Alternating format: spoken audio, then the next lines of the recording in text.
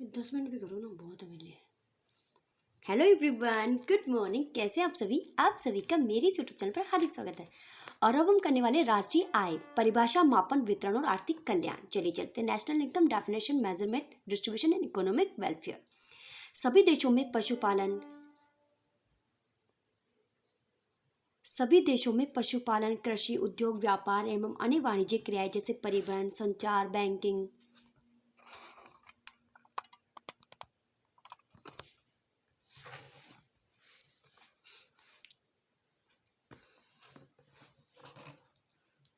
भंडारण, कई प्रकार की आर्थिक क्रियाओं के द्वारा लोग अपनी आजीविका कमाते हैं। जिन देशों के अधिकांश लोगों को कई स्रोतों से आय प्राप्त होती है, उनकी आय उन देशों के लोगों से अधिक होती है जिनके पास आय के कम स्रोत हैं। कम आय वाले देश निर्धन तथा अधिक आय वाले देश धनिक कहलाते हैं। आम बोलचाल की भाषा में एक देश की आय को राष्ट्रीय आय कहते हैं। राष्ट्रीय आय की परिभाषा: किसी देश में एक वित्तीय वर्ष में उत्पादित समस्त वस्तुओं एवं सेवाओं के अंतिम मूल्य को राष्ट्रीय आय कहा जाता है। इसमें एक देश के निवासियों द्वारा घरेलू सेवा में या इसके बाहर उत्पादित की गई वस्तुओं एवं सेवाओं के मूल्य को सम्मिलित किया जाता है।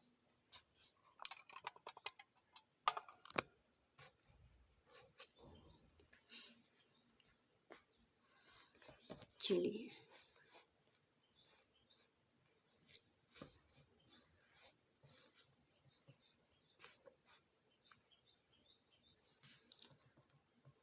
किसी देश में एक वित्तीय वर्ष में उत्पादित समस्त वस्तुओं किसी देश में एक वित्तीय वर्ष में उत्पादित समस्त वस्तुओं एवं सेवाओं के अंतिम मूल्य को राष्ट्रीय आय कहा जाता है। इसमें एक देश के निवासियों द्वारा घरेलू सीमा में या इसके बाहर उत्पादित की गई वस्तुओं एवं सेवाओं के मूल्य को सम्मिलित किया जाता है। इसमें विदेशों से प्राप्त की गई शुद्ध साधन आय को भी सम्मिलित किया जाता है। राष्ट्रीय आय के संबंध में विभिन्न विद्वानों द्वारा दी गई परिभाषा फिशर के अनुसार राष्ट्रीय आय के अंतर्गत केवल उन वस्तुओं एवं सेवाओं को सम्मिलित किया जाता है जो अंतिम उपभोक्ताओं द्वारा उपभोग हुआ है। पीगू के अनुसार किसी देश या समाज की वस्तुगत आय का वह भाग जो कि मुद्रा में मापा जा सकता है, जिसमें विदेशों से प्राप्त होने वाली आय भी सम्मिलित है। साइमन कुजनेट्स के अनुसार किसी देश में उत्पादित उन वस्तुओं व सेवाओं का मूल्य जो एक वित्तीय वर्ष में अंतिम उपभोक्ता को प्राप्त होती है। मार्शल के अनुसार किसी देश के श्रम तथा पूंजी उसके भौतिक साधनों पर कार्यशील होकर वर्ष में भौतिक और अभौतिक वस्तुओं का निश्चित वास्तविक उत्पादन करते हैं, जिसमें सभी प्रकार की सेवाएं सम्मिलित है। इसे ही उस देश की वास्तविक शुद्ध वार्षिक आय कहा जाता है। राष्ट्रीय आय का संबंध एक निश्चित अवधि जो सामान्यतः एक वित्तीय वर्ष की होती है, भारत में 1 अप्रैल से अगले वर्ष के 31 मार्च तक। ठीक है। भारत में राष्ट्रीय आय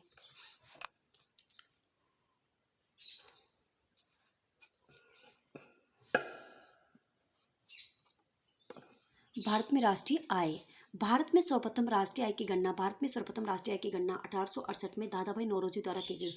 अपनी पुस्तक poverty and un-British rule in India में भारत में सर्वप्रथम राष्ट्रीय आय की गणना 1868 में दादाभाई नौरोजी द्वारा की गई। अपनी पुस्तक poverty and un-British rule in India में इन्होंने प्रति व्यक्ति आय 20 रुपये प्रति वर्ष बताई। 1911-12 में फिडले शिराज द्वारा प्रति व्यक्ति आय 49 रुपये बताई गई।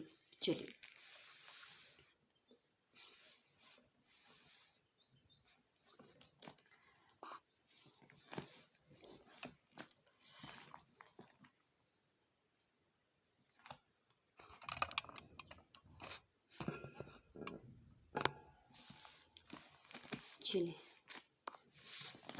CSO central statistical organisation, NSO national statistical organisation, NCS national commission for statistics.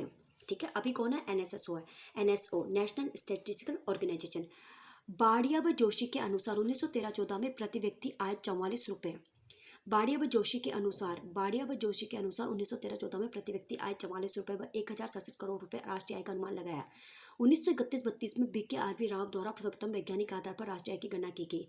BKRB Rao अपनी प्रसिद्ध पुस्तक the national income of British India में पहली बार राष्ट्रीय आय की गणना की तथा उनके अनुसार 1931-32 में प्रति व्यक्ति आय 62 रुपये तथा राष्ट्रीय आय 1689 करोड़ रुपए थी। अगस्त 1949 में राष्ट्रीय आय समिति का गठन किया गया, जिसके अध्यक्ष PC महालनोबिस थे। राष्ट्रीय आय समिति में अपनी पहली रिपोर्ट वर्ष 1959 में दी, जिसके अनुसार वर्ष 1948-49 में भारत की राष्ट्रीय आय 8,650 करोड़ रुपए तथा प्रति व्यक्ति आय 246.91 रुपये थी। 2 मई 1951 को केंद्रीय सांख्यिकी संगठन का गठन किया, जो भारत में राष्ट्रीय आय की गणना करता था।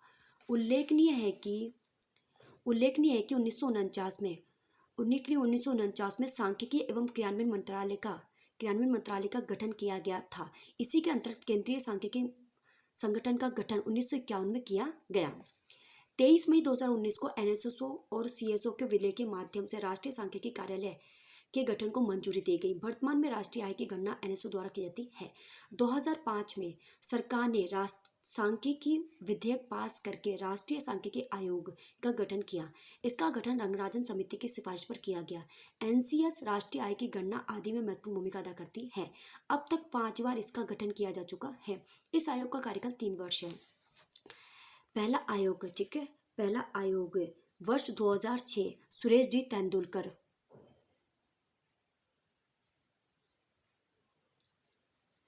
पहला वर्ष 2006 सुरेश डी तेंदुलकर। दूसरा आयोग वर्ष 2009 प्रोफेसर आर राधाकृष्णन। तीसरा आयोग वर्ष 2013 डॉक्टर प्रणव सेन। चौथा आयोग वर्ष 2016 राधा विनोद। अगर आपको नहीं दिख रहा है तो ये मैं हाईलाइट कर देती हूँ ताकि आपको और अच्छे से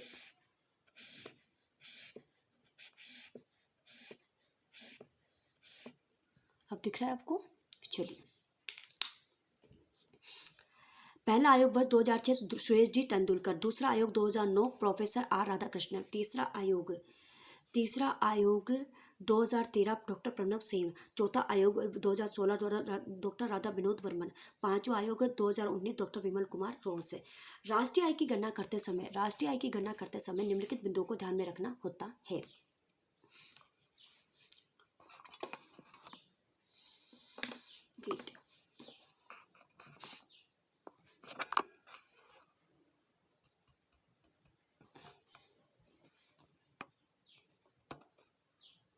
बस चलिए देखिए, राष्ट्रीय आय की गणना करते समय निम्नलिखित बिंदुओं को ध्यान में रखना होता है। राष्ट्रीय आय का मापन मुद्रा के रूप में किया जाता है। राष्ट्रीय आय की गणना प्रचलित बाजार मूल्य पर की जाती है। गत वर्ष का उत्पादन राष्ट्रीय आय में शामिल नहीं किया जाता है। गत वर्ष का स्टॉक राष्ट्रीय आय का हिस्सा नहीं होता है। पेंशन, वजीफा, भत्ता आदि स्थानांतरण भुगतानों को राष्ट्रीय आय में शामिल नहीं किया जाता है। राष्ट्रीय आय में देश के साधारण निवासियों द्वारा विदेशों में उत्पादित वस्तुओं एवं सेवाओं के मूल्य को भी शामिल किया जाता है। ब्याज प्राप्तियां राष्ट्रीय आय का हिस्सा होती हैं। उधारियों की पुनः प्राप्ति राष्ट्रीय आय का हिस्सा नहीं है। लॉटरी व सट्टेबाजी से प्राप्त राष्ट्रीय आय का हिस्सा नहीं होती है। शेयरों की बिक्री से प्राप्त राष्ट्रीय आय में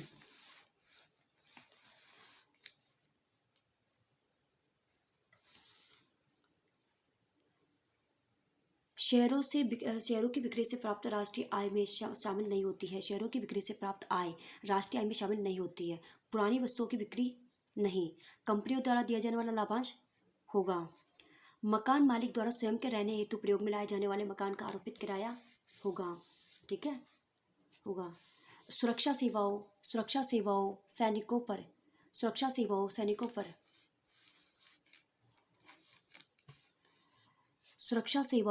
पर किया गया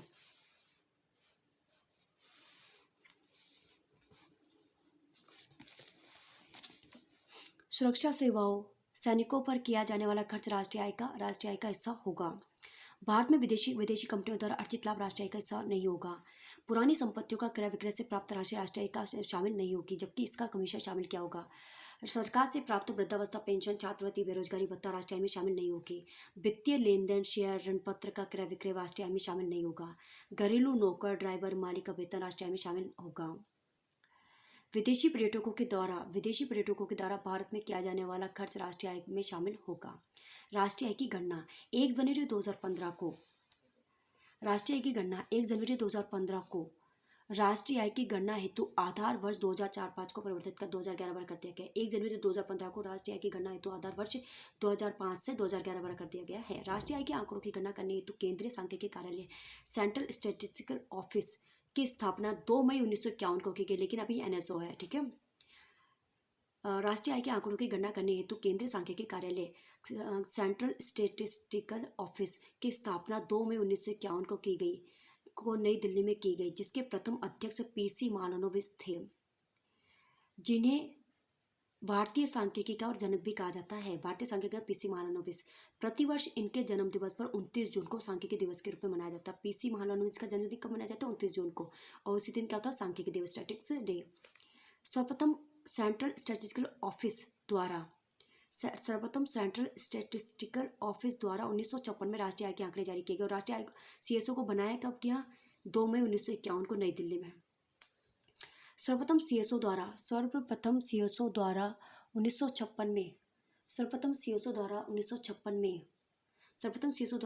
में राष्ट्रीय आय के आंकड़े जारी किए गए। भारत में राष्ट्रीय आय की गणना आधार वर्ष और प्रचलित वर्ष दोनों पर की जाती है। भारत में राष्ट्रीय आय की गणना आधार वर्ष और प्रचलित दोनों पर की जाती है। आधार वर्ष।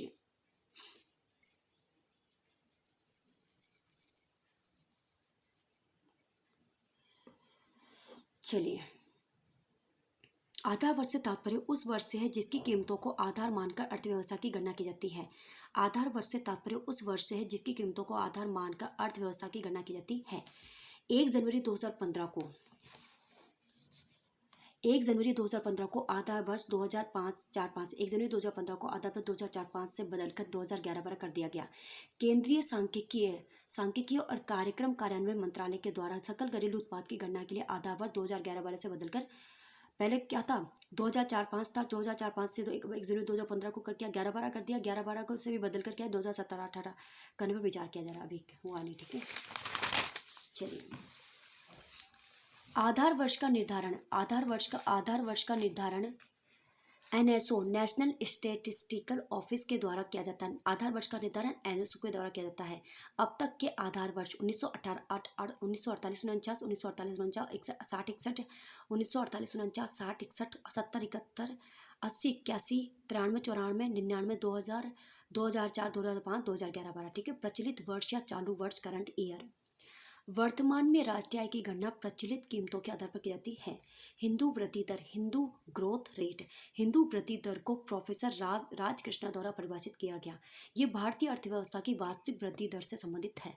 स्वतंत्रता के प्रथम 3 दशक के दौरान भारत की वास्तविक आर्थिक वृद्धि की दर लगभग 3.5% थी। इस आर्थिक वृद्धि दर को हिंदू वृद्धि दर कहते हैं। हरित राष्ट्रीय आय, ग्रीन नेशनल इनकम। हरित राष्ट्रीय आय, ग्रीन नेशनल इनकम। की गणना करते समय एक वर्ष में वस्तु एवं सेवाओं के शुद्ध उत्पादन के योग में से उत्पादन प्रक्रिया के दौरान देश के पर्यावरण पारिस्थितिकी को जो क्षति पहुंचती है उसके मौद्रिक मूल्य को कम कर दिया जाता है। हरित सकल घरेलू उत्पाद से आशय पर्यावरण पर पड़ने वाले प्रभाव को ध्यान में रखकर आर्थिक विकास सूचकांक तैयार करना है। हरित सूचकांक यह बताता है कि आर्थिक विकास के लिए किसी देश ने पर्यावरण को कितना दुष्प्रभावित किया है।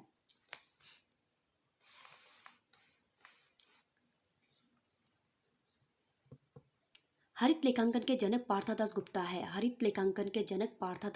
है। हरित जीडीपी की गणना करते समय सकल घरेलू उत्पाद में से शुद्ध प्राकृतिक पूंजी की खपत के मौद्रिक मूल्य को घटाया जाता है। स्टॉक एवं प्रभाव। आर्थिक दरों के अध्ययन के समय तत्वों के आधार पर उन्हें स्टॉक अथवा प्रवाह के वर्ग में रखा जाता है। जब किसी भी आर्थिक चर का अध्ययन एक निश्चित समय बिंदु पर किया जाता है तो उसे स्टॉक कहा जाता है।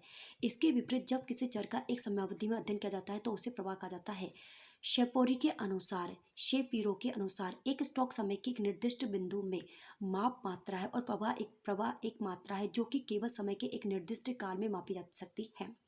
यह प्रवाह एक वर्ष की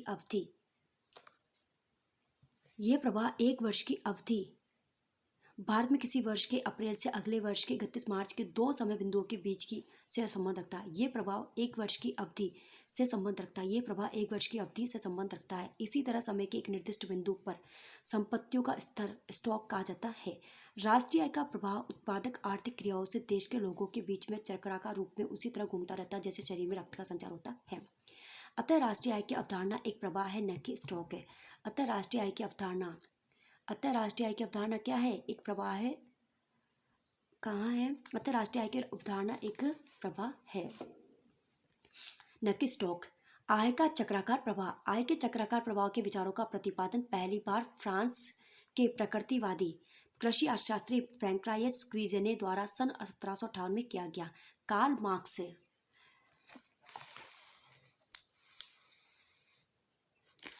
कार्ल मार्क्स ने फ्रैंकाइज क्यूजने की आर्थिक तालिका को दोबारा प्रकाशित किया। कार्ल मार्क्स ने फ्रैंकाइज क्यूजने की आर्थिक तालिका को दोबारा प्रकाशित किया। एक देश की अर्थव्यवस्था के विभिन्न क्षेत्र जैसे परिवार, व्यवसाय, परिवार यानी उपभोक्ता, व्यवसाय यानी उत्पादक व सरकार, एक देश की अर्थव्यवस्था के विभिन्न क्षेत्र जैसे परिवार, व्यवसाय, सरकारें इत्यादि एक दूसरे पर निर्भर होते हैं। उत्पादन के साधनों की उत्पादक आर्थिक क्रियाओं के द्वारा वस्तुओं व सेवाओं का उत्पादन होता है। आयलर प्रमेय के अनुसार समस्त उत्पादन का पूरा बंटवारा उत्पादन के साधनों को हो जाता है।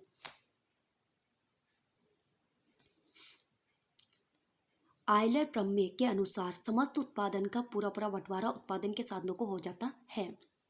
इस प्रकार साधनों को उत्पाद का वितरण होने पर उन्हें साधन आय प्राप्त होती है।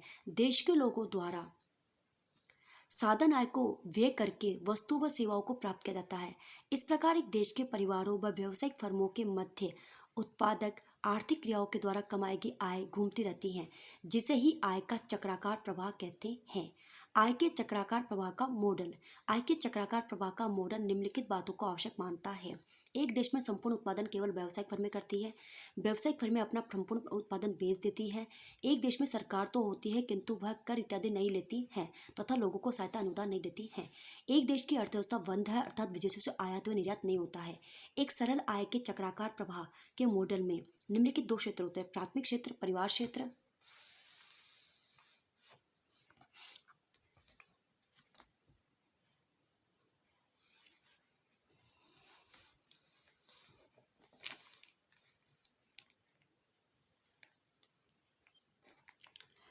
प्राथमिक क्षेत्र परिवार क्षेत्र, द्वितीय क्षेत्र व्यवसाय क्षेत्र। ठीक है, चलिए। द्वितीय क्षेत्र व्यवसाय क्षेत्र। परिवार क्षेत्र वह क्षेत्र जो उत्पादन के साधनों, श्रम, भूमि, पूंजी का स्वामी है तथा परिवार में केवल व्यावसायिक फर्मों के द्वारा किए गए उत्पादन का उपभोग होता है। व्यावसायिक क्षेत्र वह क्षेत्र जो परिवार के उत्पादन के साधनों, श्रम, भूमि, पूंजी इत्यादि की सहायता से उत्पादन करता है। श्रम, भूमि, पूंजी, उद्यमी। ठीक है। तो इस तरीके से वस्तु सेवाओं का प्रवाह, ये प्रवाह दो प्रकार का होता है। वास्तविक प्रवाह उत्पादन के साधनों का परिवार से व्यावसायिक फर्मों की ओर तथा व्यावसायिक फर्मों से उपभोग हेतु वस्तुओं व सेवाओं का परिवार की ओर प्रवाह। मौद्रिक प्रवाह व्यावसायिक फर्मों से साधन भुगतान का परिवार की ओर तथा परिवार से उपभोग व्यय के रूप में व्यावसायिक फर्मों की ओर प्रवाह। उपभोग एवं पूंजीगत वस्तुएं। उपभोग वस्तुएं वे सभी वस्तुएं जिनका पूरा उपभोग उनको खरीदने के बाद ही हो जाता है। उपभोग एवं पूंजीगत वस्तुएं। उपभोग वस्तुएं वे सभी वस्तुएं जिनका पूरा उपभोग उनको खरीदने के बाद ही हो जाता है। उपभोग वस्तुओं के उपभोग द्वारा समाज के लोग अपनी आवश्यकता संतुष्ट करते हैं। उपभोग वस्तुएं ही अंतिम वस्तुएं होने के कारण राष्ट्रीय आय की गणना के लिए इनके मूल्यों को शामिल किया जाता है, जैसे खाने पीने की चीजें, कपड़े, वाहन, रेडियो, टेलीविजन व पुस्तकें इत्यादि। पूंजीगत वस्तुएं उत्पादन में सहायता करने वाले वे साधन जो टिकाऊ होते हैं। पूंजीगत वस्तुएं उत्पादन में सहायता करने वाले वे साधन जो टिकाऊ होते हैं पूंजीगत वस्तुएं कहलाती हैं। पूंजीगत वस्तुओं द्वारा कई वर्ष तक उत्पादन किया जा सकता है, जैसे मशीन, औजार, उपकरण, भवन, बांध, नहर, बिजली बनाने का संयंत्र व बिजली की लाइनें इत्यादि। अंतिम व मध्यवर्ती वस्तुएं। अंतिम वस्तुएं वे सभी वस्तुएं या सेवाएं जिनका उपभोग या उत्पादन में उपयोग किया जा सकता है, जैसे तैयार भोजन का एक उपभोक्ता उपभोग करता है, अर्थात कच्चे माल या मध्यवर्ती वस्तुओं के रूप में प्रयोग नहीं किया जाता। इस प्रकार की वस्तुओं व सेवाओं को अंतिम वस्तुएं कहते हैं। मध्यवर्ती वस्तुएं सामान्यतः अर्धनिर्मित वस्तुएं अथवा कच्चे माल के रूप में होती है। मध्यवर्ती वस्तुओं को उत्पादन प्रक्रिया के एक या अधिक चरणों से होकर निकलने के बाद अंतिम वस्तुओं में बदला जाता है। पहनने हेतु तैयार कपड़ों के लिए रुई, धागा इत्यादि मध्यवर्ती वस्तुएं या अर्धनिर्मित वस्तुएं होती हैं। सकल निवेश एवं शुद्ध निवेश। सकल निवेश एवं शुद्ध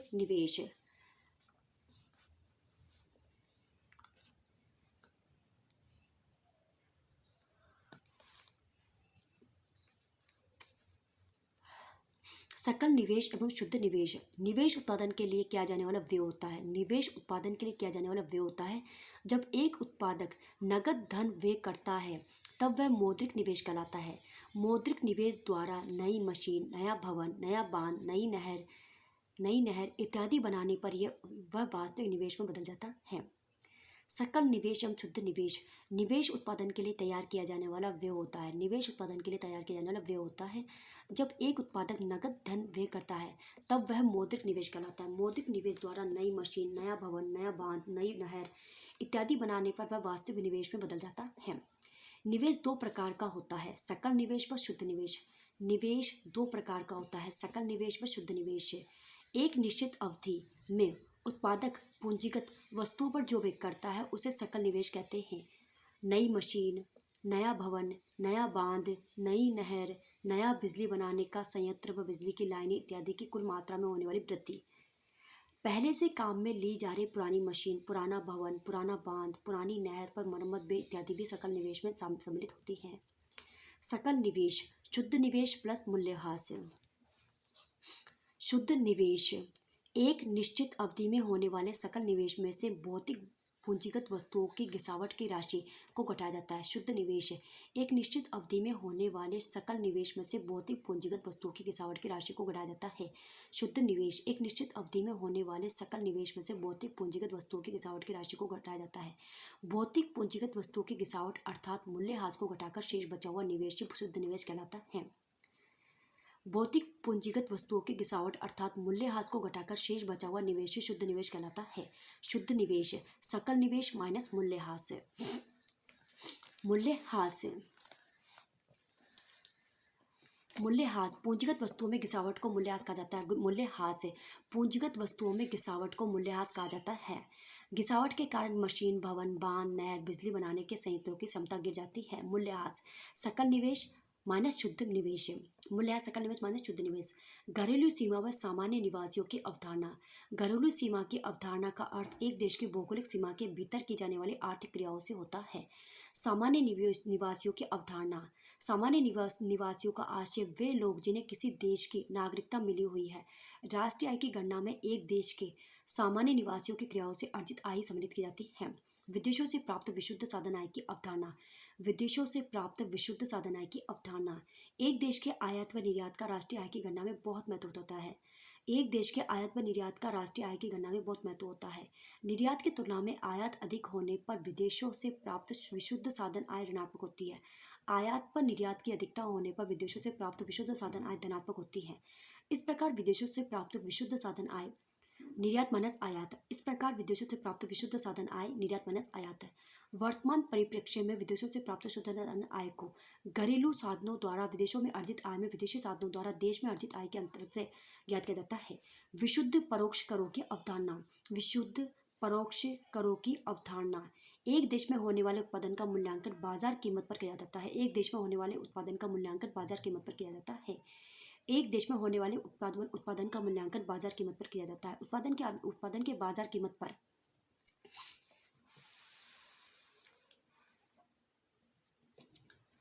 उत्पादन की बाजार कीमत पर मूल्यांकन हेतु साधन लागत पर अप्रत्यक्ष कर को जोड़ा जाता है। अप्रत्यक्ष कर जैसे वस्तु व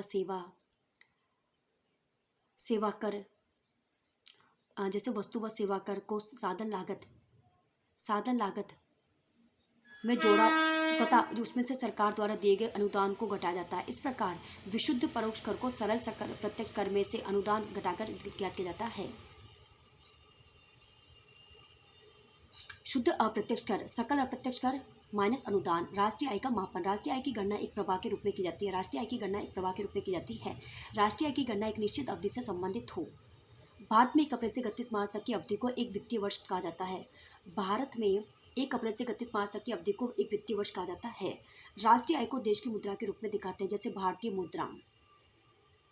राष्ट्रीय आय को देश की मुद्रा के रूप में देखा जैसे भारतीय मुद्रा। राष्ट्रीय आय की गणना करते समय देश में उत्पादित वस्तुओं व सेवाओं का मौद्रिक मूल्य लिया जाता है, जिसमें विदेशों से अर्जित शुद्ध साधन आय को जोड़ा दिया जाता है।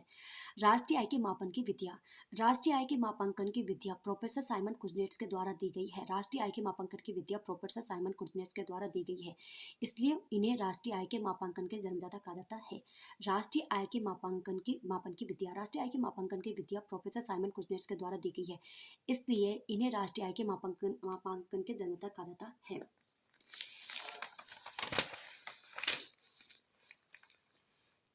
चलिए देखिए,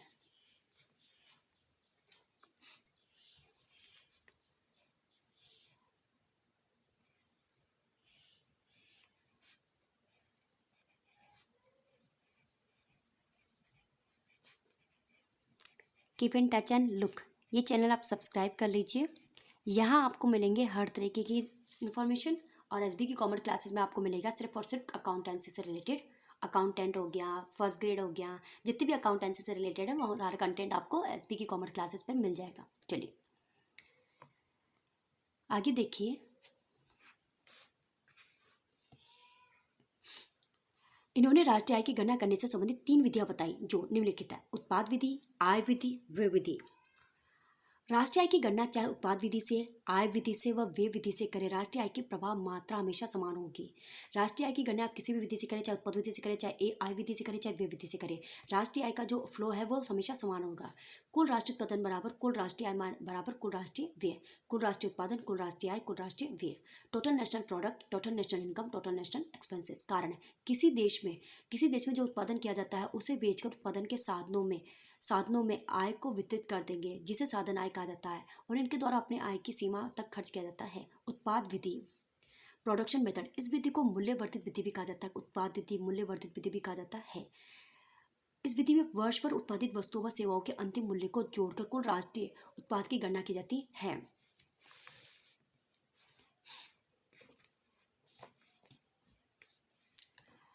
ठीक है, कुल राष्ट्रीय उत्पाद की गणना की जाती है। इस विधि में देश में उत्पादित सभी प्रकार की वस्तुओं व सेवाओं की एक सूची तैयार कर ली जाती है और मूल्य या कीमत से गुणा करके राष्ट्रीय उत्पाद की गणना की जाती है। इस विधि से राष्ट्रीय आय की गणना करते समय मध्यवर्ती वस्तुओं व सेवाओं के मौद्रिक मूल्यों को शामिल नहीं करते, क्योंकि इन्हें राष्ट्रीय उत्पाद में केवल एक ही बार शामिल करते हैं। इस प्रकार की दोहरी गणना से बचने के लिए मूल्यवर्धित विधि काम में ली जाती है। मूल्यवर्धित राष्ट्रीय उत्पाद की गणना करते हैं तो प्रत्येक चरण पर मूल्य वृद्धि को लिया जाता है और इन्हें जोड़कर कुल राष्ट्रीय उत्पाद की गणना की जाती है। मूल्यह्रास, पूंजीगत संपत्तियों में गिरावट, टूट फूट, अप्रचलित होने पर मूल्य में कमी को सकल राष्ट्रीय उत्पाद से घटाया जाना चाहिए। सकल राष्ट्रीय उत्पाद, मूल्यह्रास, सकल राष्ट्रीय उत्पाद माइनस मूल्यह्रास तो शुद्ध राष्ट्रीय उत्पाद। सकल राष्ट्रीय उत्पाद यानी gross national product GNP minus depreciation करेंगे तो एनएनपी नेट नेशनल प्रोडक्ट आ जाएगा, एनपी आ जाएगा। ठीक है, जीएनपी में से डेप्रिसिएशन करें तो सकल घरेलू उत्पाद ग्रोस डोमेस्टिक प्रोडक्ट और सकल राष्ट्रीय उत्पाद ग्रोस नेशनल प्रोडक्ट है। देश की भौगोलिक सीमा में कुछ भी देश की भौगोलिक सीमा में जो कुछ भी वस्तुओं व सेवाओं का उत्पादन किया जाता है वह सकल घरेलू उत्पाद कहलाता है, चाहे उत्पादन देश के नागरिक द्वारा हो या किसी अन्य देश के नागरिक के द्वारा। शुद्ध घरेलू उत्पाद, सकल घरेलू उत्पादन माइनस मूल्यह्रास, किसी देश के नागरिक के द्वारा जो कुछ भी उत्पादन किया जाता है, किसी देश के नागरिक के द्वारा जो कुछ भी उत्पादन किया जाता है, चाहे देश के भौगोलिक सीमा के भीतर या अन्य देश की भौगोलिक सीमा में, सकल राष्ट्रीय उत्पाद कहलाता है।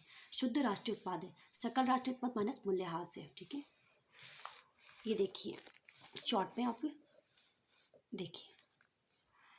बाजार कीमत पर सकल घरेलू उत्पाद। ठीक है, सकल घरेलू उत्पाद यानी ग्रॉस डोमेस्टिक जीडीपी किस पे? Market price. तो जीडीपी एट मार्केट प्राइस एक वित्तीय वर्ष में देश की घरेलू सीमा में सभी उत्पादकों द्वारा उत्पादित अंतिम वस्तु तथा सेवाओं का बाजार मूल्य। बाजार कीमत पर है ना, मार्केट प्राइस पर सकल राष्ट्रीय उत्पाद यानी कि जीएनपी ग्रॉस नेशनल प्रोडक्ट किस पे? मार्केट प्राइस पे। तो gross domestic product at market price. ठीक है, जीडीपी मार्केट प्राइस पर प्लस विदेशों से प्राप्त शुद्ध कारक आय इसमें होगी। ठीक है, सूत्र बाजार कीमत पर यानी मार्केट प्राइस पर शुद्ध राष्ट्रीय उत्पाद यानी कि एनएनपी एट मार्केट प्राइस। तो जीएनपी आ जाएगा, जीएनपी एट मार्केट प्राइस। उसमें से क्या करेंगे? स्थिर पूंजी का उपभोग या मूल्यह्रास लेस कर देंगे। स्थिर पूंजी का उपभोग या मूल्यह्रास। बाजार कीमत यानी मार्केट प्राइस पर शुद्ध घरेलू उत्पाद यानी एनडीपी एट मार्केट प्राइस से। तो एनएनपी एट मार्केट प्राइस से माइनस विदेशों से प्राप्त शुद्ध कारक आय। कारक लागत यानी फैक्टर कॉस्ट पर शुद्ध घरेलू उत्पाद यानी नेशनल डोमेस्टिक प्रोडक्ट। ठीक है, एनडीपी एट फैक्टर कॉस्ट। तो NDP at market price minus अप्रत्यक्ष कर प्लस आर्थिक सहायता। एनडीपी एट मार्केट प्राइस यानी सब्सिडी। कारक लागत पर सकल घरेलू उत्पाद। ठीक है, तो फैक्टर कॉस्ट आ गया किस पर? ठीक है, कारक लागत पर सकल राष्ट्रीय उत्पाद तो gross national product at factor cost. तो GDP at factor cost plus विदेशों से प्राप्त शुद्ध कारक आय। कारक लागत पर शुद्ध राष्ट्रीय उत्पाद या राष्ट्रीय आय। कारक लागत पर शुद्ध राष्ट्रीय उत्पाद या राष्ट्रीय आय। तो net national product at factor cost. ठीक है, तो gross national product at factor cost minus मूल्यह्रास है। शुद्ध राष्ट्रीय उपयोज्य आय इसे प्राय राष्ट्रीय आय कहते हैं, ठीक है। शुद्ध राष्ट्रीय प्रयोज्य आय इसे प्राय राष्ट्रीय आय कहते हैं। शुद्ध राष्ट्रीय प्रयोज्य आय इसे प्राय राष्ट्रीय आय कहते हैं। शुद्ध राष्ट्रीय प्रयोज्य आय इसे प्राय राष्ट्रीय आय कहते हैं। शुद्ध घरेलू आय प्लस शुद्ध अप्रत्यक्ष कर प्लस विदेशों से प्राप्त शुद्ध प्रयोज्य आय। सकल राष्ट्रीय प्रयोज्य आय, शुद्ध राष्ट्रीय प्रयोज्य आय प्लस चालू पुनर्स्थापना लागत। निजी आय, निजी क्षेत्र को घरेलू उत्पाद से प्राप्त आय प्लस विदेशों से प्राप्त शुद्ध कारक आय प्लस सरकार से प्राप्त चालू हस्तांतरण प्लस शेष विदेशों से प्राप्त चालू हस्तांतरण प्लस राष्ट्रीय ऋण पर ब्याज। व्यक्तिक आय, निजी आय माइनस निगम लाभ कर माइनस अवितरित लाभ या निगम बचत। आय विधि, आय विधि, ठीक है, इनकम मेथड। आय विधि, इस विधि में जो वस्तुओं व सेवाओं के उत्पादन में साधन लगे हैं और उस उत्पादन को बेचकर जो कुछ भी प्राप्त होता है उसका उत्पादन के साधनों में वितरण कर दिया जाता है। उत्पादन के साधन भूमि का उपयोग, किराया या लगान, श्रम का उपयोग, मजदूरी, पूंजी का उपयोग, ब्याज। प्रबंधन या तकनीकी वेतन, प्रबंधन या तकनीकी वेतन, प्रबंधन या तकनीकी वेतन, ठीक है, प्रबंधन या तकनीकी वेतन। साहस लाभ। नोट, उत्पादन के साधनों में वितरण के बाद कुछ भी शेष नहीं बचता है। उत्पादन के साधनों में उत्पादन के साधनों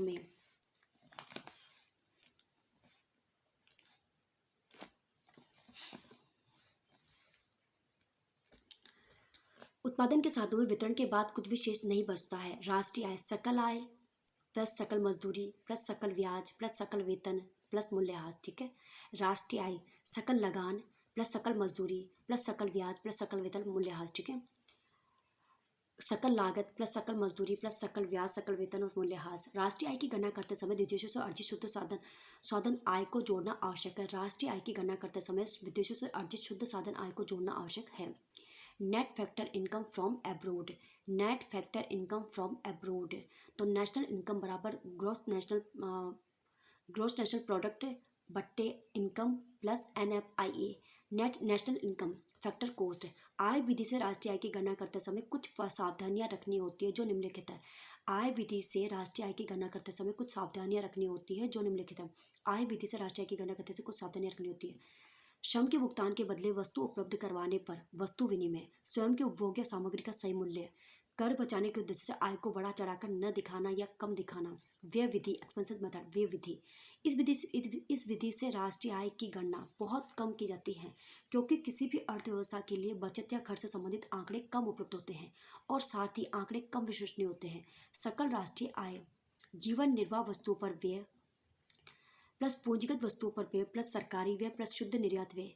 राष्ट्रीय आय की गणना के लिए एक देश में होने वाले व्यय के प्रमुख घटक निजी या उपभोग व्यय, विनियोग या निवेश व्यय, सरकारी व्यय, शुद्ध निर्यात व्यय। निजी उपभोग व्यय, व्यक्तियों व परिवारों द्वारा होने वाले उपभोग व्यय को निजी उपभोग व्यय कहा जाता है। निजी उपभोग व्यय, व्यक्तियों व परिवारों द्वारा होने वाले उपभोग व्यय को निजी उपभोग व्यय कहा जाता है। अस्थायी उपभोक्ता वस्तुएं, टिकाऊ उपभोक्ता वस्तुएं। विनियोग या निवेश व्यय, निवेश एक प्रकार का उत्पादन के लिए किए जाने वाला व्यय होता है। उत्पादन प्रक्रिया में अन्य साधनों के साथ साथ पूंजी की गिरावट, टूट फूट व बाजार मूल्य में कमी होती है। गिरावट के लिए एक प्रकार का प्रावधान किया जाता है। यह प्रावधान पूंजी के उपभोग का प्रावधान कहलाता है। सरकारी व्यय, एक देश की सरकार के व्यय को सरकारी व्यय, एक देश की सरकार के व्यय को उत्पादन में योगदान के रूप में जाना जाता है। सरकारी व्यय में शिक्षा, चिकित्सा, प्रतिरक्षा, कानून व व्यवस्था इत्यादि सम्मिलित होते हैं। राष्ट्रीय आय की गणना करने के लिए सरकार द्वारा कर्मचारियों को क्षतिपूर्ति,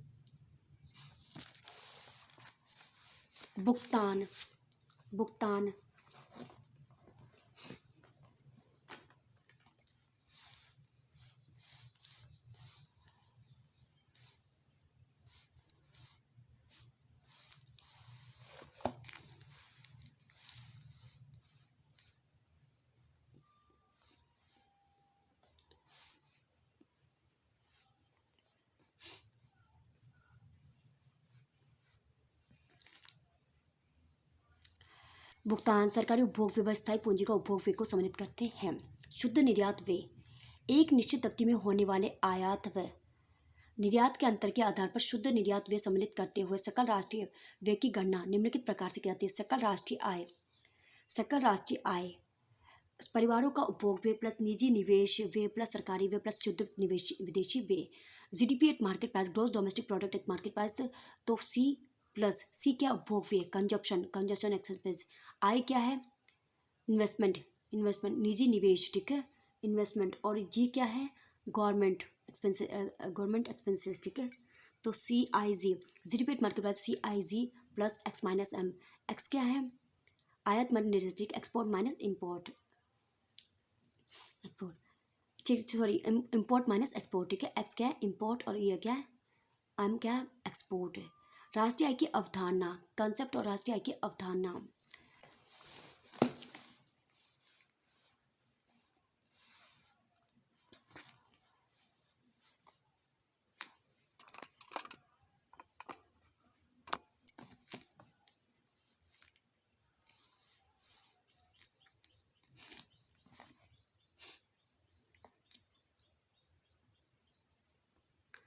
राष्ट्रीय आय की अवधारणा, सकल घरेलू उत्पाद, ग्रॉस डोमेस्टिक प्रोडक्ट, जीडीपी। किसी देश की घरेलू सीमा में एक वित्त वर्ष में उत्पादित वस्तुओं तथा सेवाओं का अंतिम मूल्य सकल घरेलू उत्पाद कहलाता है। किसी देश की घरेलू सीमा में एक वित्त वर्ष में उत्पादित वस्तुओं तथा सेवाओं का अंतिम मूल्य सकल घरेलू उत्पाद कहलाता है। जीडीपी में निम्नलिखित तत्व सम्मिलित होंगे: स्थलीय भौगोलिक सीमा, समुद्री सीमा से 200 नॉटिकल मील की दूरी, घरेलू जलयान तथा वायुयान का उत्पादन, विदेशों में स्थित दूतावास, अंतरिक्ष में स्थित उपग्रह। जीडीपी उत्पादित समस्त अंतिम वस्तुएं एवं सेवाएं गुणा मूल्य, सकल राष्ट्रीय उत्पाद। सकल राष्ट्रीय उत्पाद, सकल राष्ट्रीय उत्पाद का तात्पर्य वित्त वर्ष की अवधि में एक देश के सामान्य निवासी द्वारा देश की घरेलू सीमा के अंदर या बाहर उत्पादित अंतिम वस्तुओं एवं सेवाओं के सकल मूल्य से है। सकल घरेलू उत्पाद में से विदेशों द्वारा देश में अर्जित आय को घटाकर तथा देश के नागरिकों द्वारा विदेशों से अर्जित आय को जोड़कर सकल राष्ट्रीय उत्पाद प्राप्त किया जाता है।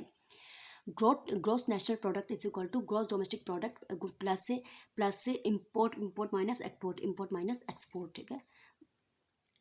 एक्स क्या था हमारा, एक्स क्या था,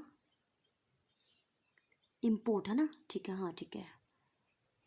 एक्स क्या है, इम्पोर्ट, आयात, और एम क्या है, एक्सपोर्ट, ठीक है। इम्पोर्ट माइनस एक्सपोर्ट है। एक्स बराबर जीएनपी कैसे है, GDP plus X minus M, या फिर जीएनपी कैसे नहीं, जीडीपी प्लस एनएफआईए। एनएफआईए की फुल फॉर्म क्या थी, ठीक है, ग्रॉस नेशनल। एक्स देश के नागरिकों द्वारा विदेशों से प्राप्त आय, देश के नागरिकों द्वारा, एक्स क्या है हमारा, इम्पोर्ट है। देश के नागरिकों द्वारा विदेशों से प्राप्त आय, विदेशों द्वारा देश में अर्जित आय, विदेशों द्वारा देश में अर्जित आय, ठीक है। एक्सपोर्ट करेंगे तो पैसा आएगा, यहाँ पे विदेशों से प्राप्त आय। जीएनपी जीडीपी प्लस एनएफआईए, विदेशों से प्राप्त शुद्ध आय। यदि एनएफआईए नेगेटिव होता है, यदि एनएफआईए की फुल फॉर्म मिली थी क्या हमको, क्या थी भाई एनएफआईए, यदि एनएफआईए नेगेटिव होता है, यदि एनएफआईए नेगेटिव होता है तो जीएनपी जीडीपी की तुलना में कम होगी। जब बंद अर्थव्यवस्था के अंतर्गत इम्पोर्ट माइनस एक्सपोर्ट पर जीरो है तो वहाँ जीएनपी जीडीपी बराबर होगा। शुद्ध घरेलू उत्पाद नेट डोमेस्टिक प्रोडक्ट है, सकल घरेलू उत्पाद में से मूल्यह्रास की राशि। जीडीपी माइनस डेप्रेशन करेंगे तो एनडीपी आ जाएगा, ठीक है। चलिए आगे देखते हैं।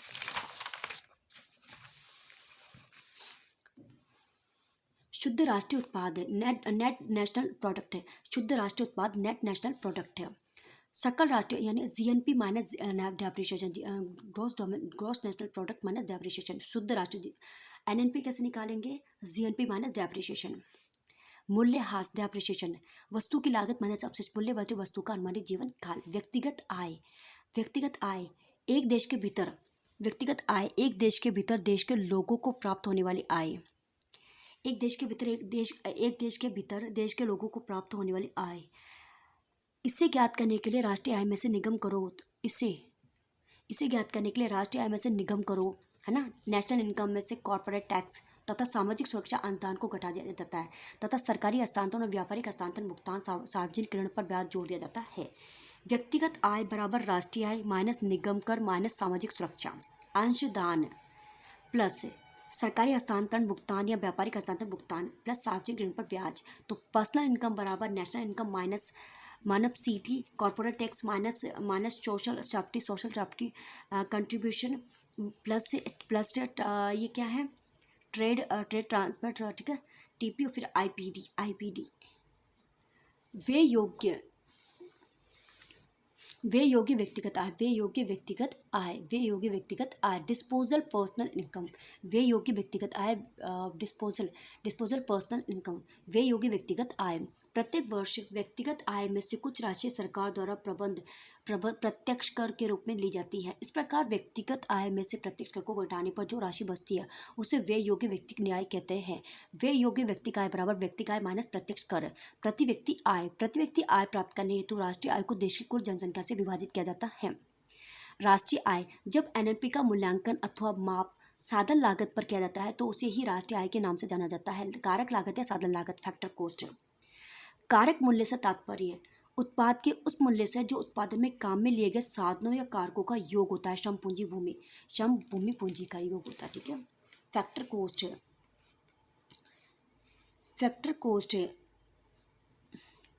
Factor cost market price minus indirect tax plus subsidy, ठीक है। फैक्टर कॉस्ट कैसे निकालते हैं, market price plus minus indirect tax, market price minus indirect tax plus subsidy. शुद्ध राष्ट्रीय उत्पाद कारक लागत पर, ठीक है। ये तो हो गया factor cost, market price minus indirect tax plus subsidy. शुद्ध राष्ट्रीय उत्पाद यानी NNP eight factor cost, NNP eight market price minus indirect tax plus subsidy. कारक लागत पर शुद्ध राष्ट्रीय उत्पाद यानी एनएनपी, एनआई नेशनल इनकम बराबर NNP eight factor cost. National income बराबर एनएनपी नेट नेशनल प्रोडक्ट है, ठीक है। शुद्ध राष्ट्रीय net national product factor cost, और नेशनल इनकम बराबर NNP eight market price minus indirect plus subsidy. GDP अविस्फीति कारक या डिफ्लेशन, जीडीपी यानी ग्रॉस डोमेस्टिक प्रोडक्ट, डिफ्लेशन निकालने के लिए नाम मात्र की जीडीपी अर्थात नॉमिनल जीडीपी में से रियल जीडीपी का भाग देना होता है। तो नॉमिनल जीडीपी में रियल जीडीपी का भाग देना होता है। तो जीडीपी डिफ्लेशन नॉमिनल जीडीपी बटे रियल जीडीपी, ठीक है। चालू मूल्य पर, नॉमिनल जीडीपी चालू मूल्य पर और रियल जीडीपी आधार वर्ष पर। तो one upon real GDP. GDP अपस्फीति कारक, जीडीपी अपस्फीति कारक व रियल जीडीपी में व्युत्क्रमानुपाती संबंध होता है, ठीक है। जीडीपी डिफ्लेशन अपस्फीति कारक व रियल जीडीपी में व्युत्क्रमानुपाती संबंध होता है। 1 जनवरी 2015 में 1 जनवरी 2015 से राष्ट्रीय आय की गणना विधि में परिवर्तन किया गया है। प्रत्येक क्षेत्र के अलग अलग प्रदर्शन की गणना हेतु कारक लागत पर ग्रॉस वैल्यू एड सकल मूल्य वर्धन अपनाया गया। प्राप्त जीडीपी को मुद्रास्फीति से समायोजित कर प्राप्त जीडीपी को आधिकारिक जीडीपी कहा गया। बाजार मूल्य अंतिम मूल्य, बाजार मूल्य वह है जिस पर वस्तु खरीदी या बेची जाती है। बाजार मूल्य अंतिम मूल्य, बाजार मूल्य वह है जिस पर वस्तु खरीदी या बेची जाती है। बाजार मूल्य को टैक्स व सब्सिडी प्रभावित करते हैं। राष्ट्रीय आय के क्षेत्र, प्राथमिक क्षेत्र, इस क्षेत्र में मत्स्य पालन, पशुपालन, कृषि उद्योग, खनन व उत्खनन उद्योग, वानिकी आदि शामिल किए जाते हैं। द्वितीयक क्षेत्र, इस क्षेत्र में बिजली, गैस, विनिर्माण, खनन एवं खदान आदि शामिल किया जाता है। तृतीयक क्षेत्र या सेवा क्षेत्र, इस क्षेत्र में बीमा, परिवहन, संचार, शिक्षा, स्वास्थ्य, होटल, रेस्टोरेंट आदि को शामिल किया जाता है। तृतीयक क्षेत्र या सेवा क्षेत्र, इस क्षेत्र में बीमा, परिवहन, संचार, शिक्षा, स्वास्थ्य, होटल, रेस्टोरेंट आदि को शामिल किया जाता है। तृतीय क्षेत्र या सेवा क्षेत्र, इस क्षेत्र में बीमा, परिवहन, संचार, शिक्षा, स्वास्थ्य, होटल, रेस्टोरेंट आदि को शामिल किया जाता है। तृतीय क्षेत्र या सेवा क्षेत्र, इस क्षेत्र में बीमा, परिवहन, संचार, शिक्षा, स्वास्थ्य, होटल, रेस्टोरेंट आदि को शामिल किया जाता है। राष्ट्रीय सांख्यिकी कार्यालय, 23 मई 2019 को सीएसओ तथा एनएसएसओ को मिलाकर राष्ट्रीय सांख्यिकी कार्यालय स्थापित किया गया, जो वर्तमान में राष्ट्रीय आय के आंकड़े जारी करता है। राष्ट्रीय सांख्यिकी कार्यालय, नेशनल स्टैटिस्टिकल ऑफिस, राष्ट्रीय सांख्यिकी कार्यालय 23 मई 2019 को सीएसओ तथा एनएसएसओ को मिलाकर राष्ट्रीय सांख्यिकी कार्यालय स्थापित किया गया, जो वर्तमान में राष्ट्रीय आय के आंकड़े जारी करता है। राष्ट्रीय सांख्यिकी कार्यालय, ठीक है, नेशनल स्टैटिस्टिकल ऑफिस 23 मई 2019 को सीएसओ तथा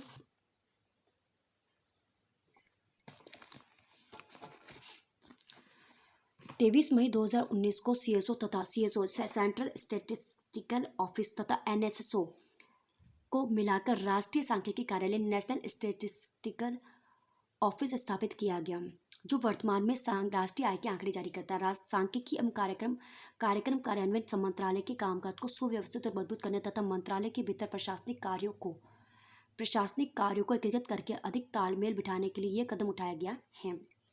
राष्ट्रीय आय को मापने में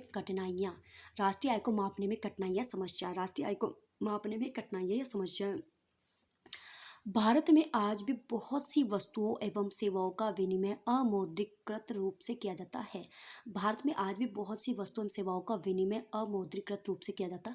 इन अमौद्रीकृत वस्तुओं एवं सेवाओं के मूल्यों का सही मूल्यांकन न होने पर इन्हें राष्ट्रीय आय में शामिल नहीं किए जाने से राष्ट्रीय आय का सही आंकलन नहीं हो पाता है। राष्ट्रीय आय को मापने की अनेक विधियां जैसे उत्पाद विधि, आय विधि, व्यय विधि प्रचलित है। इनके द्वारा राष्ट्रीय आय ज्ञात करने की प्रक्रियाएं एवं पद्धतियां भी अलग अलग है। इन विधियों के द्वारा किए गए राष्ट्रीय आय संबंधी आकलन में भी भिन्नता हो सकती है। ऐसे में किस विधि को अधिक उपयुक्त माना जाए ये एक विवाद का विषय बन जाता है। 2021-22 के आंकड़े, ठीक है, ये छोड़ दीजिए। चलिए परीक्षा उपयोगी महत्वपूर्ण बिंदु देख लेते हैं हम। राष्ट्रीय आय का प्राय अनुमान एनएनपी। अब राष्ट्रीय आय का अनुमान कैसे लगाया जाता है? NNP, net national product at factor cost के रूप में लगाया जाता है। राष्ट्रीय आय का प्राय अनुमान एनएनपी एट फैक्टर कॉस्ट के रूप में लगाया जाता है। भारत में राष्ट्रीय आय का प्राकलन केंद्रीय सांख्यिकी कार्यालय द्वारा किया जाता है, जिसकी स्थापना मई 1951 में की गई। मुख्यालय नई दिल्ली में स्थित है। एनएसओ का, ठीक है, एनएसओ का सेंट्रल स्टैटिस्टिकल ऑफिस, अभी एनएसओ काम करता है, ठीक है। 23 मई 2019 को सीएसओ तथा एनएसएसओ को मिलाकर राष्ट्रीय सांख्यिकी कार्यालय एनएसओ की स्थापना की गई। जीएनपी से एनएनपी निकालने के लिए मूल्यह्रास को गढ़ा जाता है। जीएनपी से एनएनपी निकालने के लिए तो GNP minus depreciation is equal to NNP. राष्ट्रीय लेखांकन का प्रथम वैज्ञानिक अनुमान बीकेआरबी राव द्वारा निकाला गया।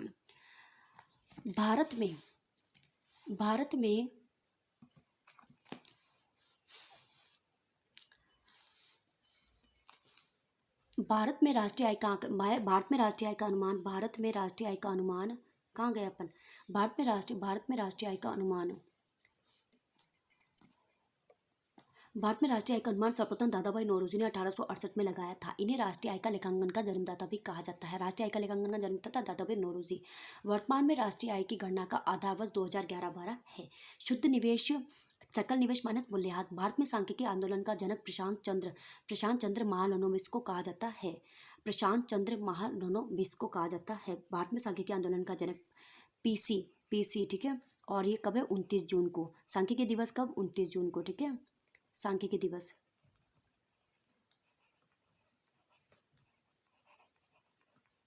चलिए, राष्ट्रीय आय की गणना हेतु प्राथमिक क्षेत्र में, द्वितीय क्षेत्र में उत्पाद विधि तथा प्रत्येक क्षेत्र में आय विधि का प्रयोग किया जाता है। राष्ट्रीय आय की गणना हेतु प्राथमिक क्षेत्र में, द्वितीय क्षेत्र में उत्पाद विधि और तृतीय क्षेत्र में आय विधि का प्रयोग किया जाता है। मानवीय गरीबी सूचकांक 1997 में विकसित किया गया। भारत के सकल घरेलू उत्पादन में सर्वाधिक योगदान तृतीय क्षेत्र का है। वास्तविक राष्ट्रीय आय से अभिप्राय स्थिर कीमतों पर राष्ट्रीय आय से है। राष्ट्रीय आय के आकलन के लिए 1967 में पहली बार आय तथा उत्पाद विधि के साथ व्यय विधि को जोड़ा गया। घरेलू उत्पाद, राष्ट्रीय उत्पाद मानक विदेशों से प्राप्त शुद्ध कारक आय। जीडीपी डिफ्लेशन, तो चालू कीमतों पर जीडीपी बटे स्थिर कीमतों पर जीडीपी गुना 100। जीएनपी अवस्थायक, चालू कीमतों पर जीएनपी बटे स्थिर कीमतों पर जीएनपी गुना 100। राष्ट्रीय आय उपभोग व्यय प्लस निवेश व्यय प्लस सरकारी व्यय। चलिए क्वेश्चन फर्स्ट देखिए। राष्ट्रीय आय की गणना के लिए एक देश में होने वाले व्यय के घटक होते हैं, तो सभी, ठीक है। एक वर्ष में अर्थव्यवस्था में होने वाले व्यय, एक वर्ष में अर्थव्यवस्था में होने वाले व्यय प्लस बजट के कुल प्रवाह का योग करते हैं। एक वर्ष में अर्थव्यवस्था में होने वाले व्यय प्लस बजट के कुल प्रवाह का योग करते हैं। इस विधि को उपभोग बजट विधि भी कहते हैं। निजी अंतिम उपभोग व्यय, सरकारी अंतिम उपभोग व्यय, सकल पूंजी निर्माण, वस्तु और सेवाओं का शुद्ध निर्यात प्लस बचत है, ठीक है। राष्ट्रीय आय समिति का गठन कब किया गया? तो अगस्त 1949। राष्ट्रीय आय समिति का गठन कब किया गया? अगस्त 1949। राष्ट्रीय आय समिति का गठन कब किया गया? अगस्त 1949। अगस्त 1949 में राष्ट्रीय आय समिति का गठन किया गया, जिसके अध्यक्ष प्रशांत चंद्र महालनोबिस थे। इनका जन्मदिन कब? 29 जून को। इसी दिन क्या मनाया जाता है? सांख्यिकी दिवस मनाया जाता है। भारत में राष्ट्रीय आय की गणना किस आधार पर की जाती है? तो भारत में,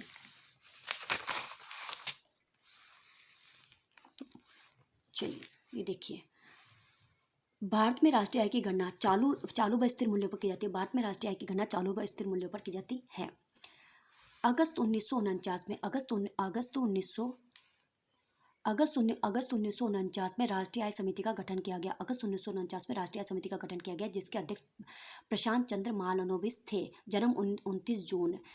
इस दिन क्या मनाया जाता है? सांख्यिकी दिवस। राष्ट्रीय आय समिति ने अपनी पहली रिपोर्ट वर्ष 1951 में प्रस्तुत की, जिसके अनुसार वर्ष 1948-49 में भारत का राष्ट्रीय आय 8,650 करोड़ तथा प्रति व्यक्ति आय 446.9 थी। राष्ट्रीय आय के आंकड़ों की गणना करने हेतु केंद्रीय सांख्यिकी कार्यालय CSO सेंट्रल स्टैटिस्टिकल ऑफिस की स्थापना 1951 में नई दिल्ली में की गई, जिसके प्रथम अध्यक्ष प्रशांत चंद्र महालनोबिस थे, जिन्हें भारतीय सांख्यिकी का जनक भी कहा जाता है। सर्वप्रथम CSO द्वारा 1956 में राष्ट्रीय आय के आंकड़े जारी किए गए। 23 मई 2019 को CSO तथा NSO को देखो 1951 में स्थापना की गई, लेकिन 23 मई 2019 को CSO तथा NSSO को मिलाकर NSO की स्थापना की गई, जो वर्तमान में राष्ट्रीय आय के आंकड़े जारी करता है। वर्तमान में भारत की राष्ट्रीय आय में सेवा क्षेत्र का योगदान सर्वाधिक है, लगभग 54.70%। चलिए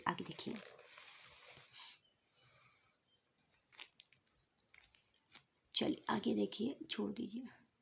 आधार वर्ष से तात्पर्य उस वर्ष से है। आधार वर्ष से तात्पर्य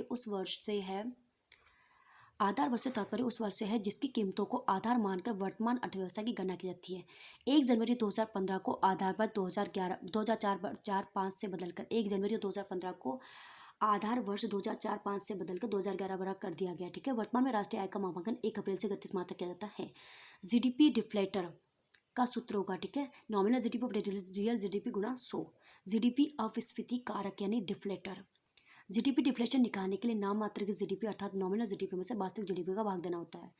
GDP डिफ्लेशन नॉमिनल GDP बटे रियल GDP गुणा 100। GDP अपस्फीति कारक पर रियल GDP में व्युत्क्रमानुपाती संबंध होता है। चलिए, राष्ट्रीय आय की गणना